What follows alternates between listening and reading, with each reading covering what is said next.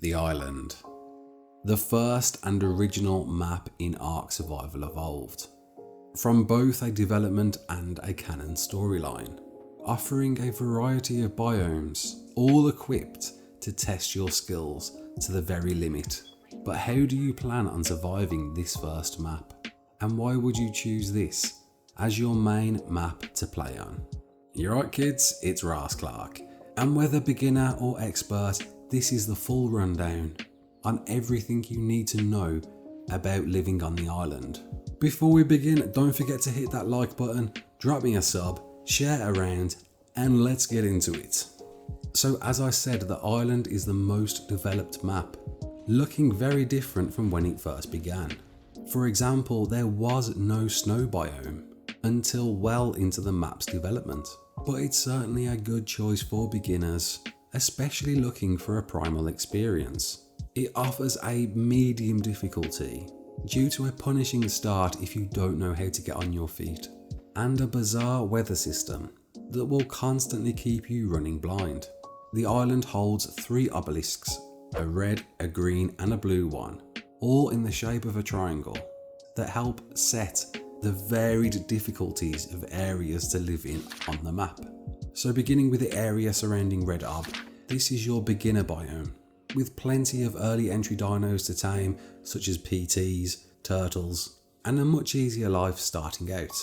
Then to ramp it up, you've got the biome surrounding Green Ob, with more swampy areas and certainly harder dinos to watch your back against. And lastly, the span of area that surrounds Blue Ob possesses the hardest challenges, the hardest dinos on the map, to test your survival instincts to its very limits. And of course there's a whole underwater ocean filled with even nastier creatures, but certainly worth the time exploring. So why should you pick the island as your first map? Well, for starters, it's one of the easiest to grind levels for, offering dozens of these notes that will give you instant experience upon approaching it.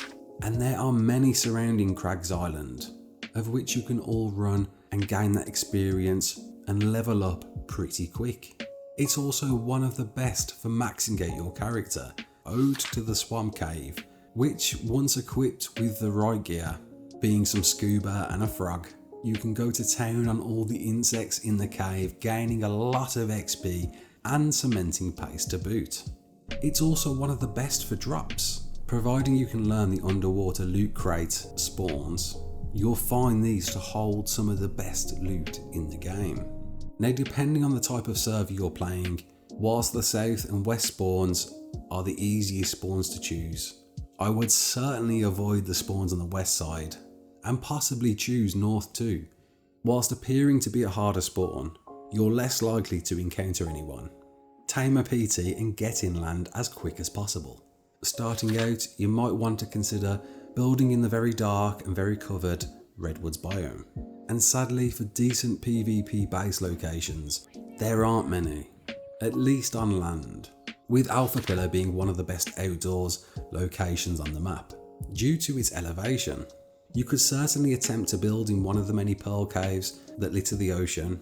However, I would advise to not live there too long, as the small space versus cave damage won't see anything last very long, which leaves the 3 best locations all within caves.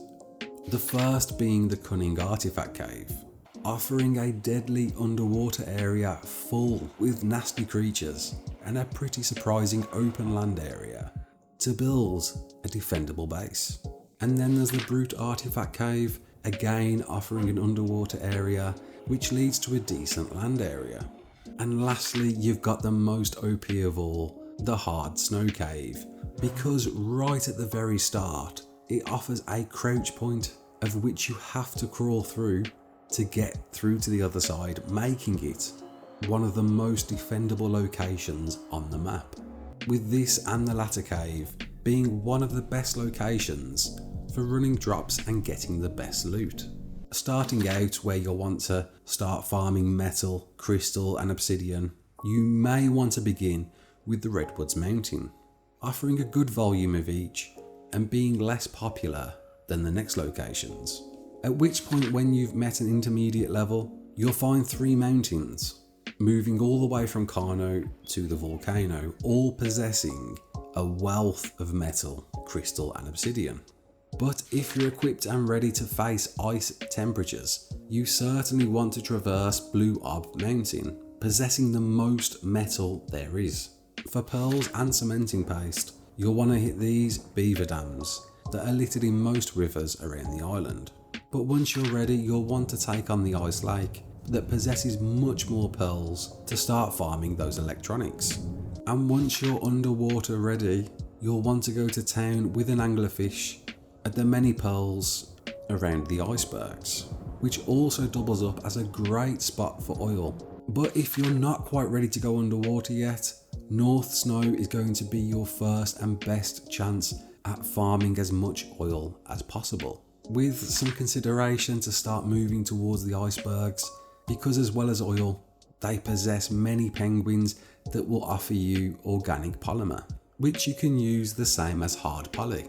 Sadly, this is one of the weakest maps to farm black pearls on, with your only options being farming the many eurypterids that litter the grounds that will offer a few black pearls here and there.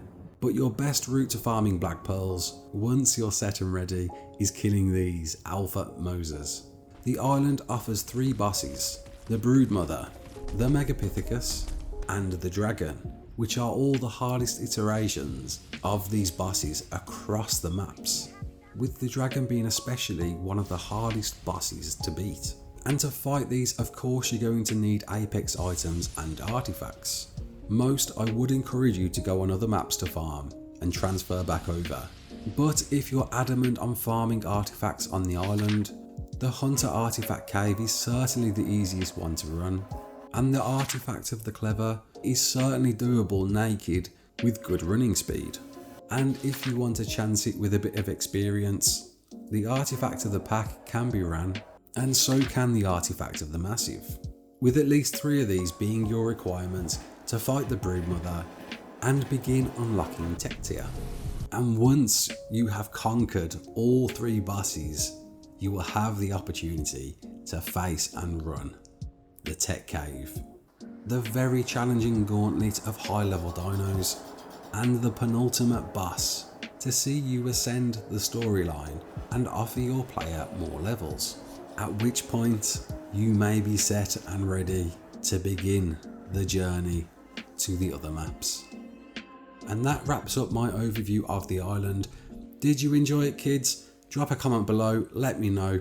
Don't forget to hit that like button, it really means a lot. And I'll see you soon with the Scorched Earth Guide. My name's Raasclark. Don't forget to like, share and subscribe. And as always, peace out.